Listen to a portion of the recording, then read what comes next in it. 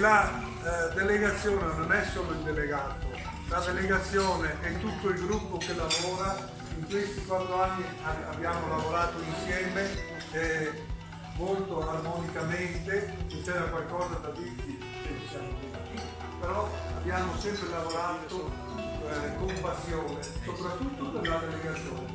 Quindi un ringraziamento va a tutti loro, questo che voglio dire.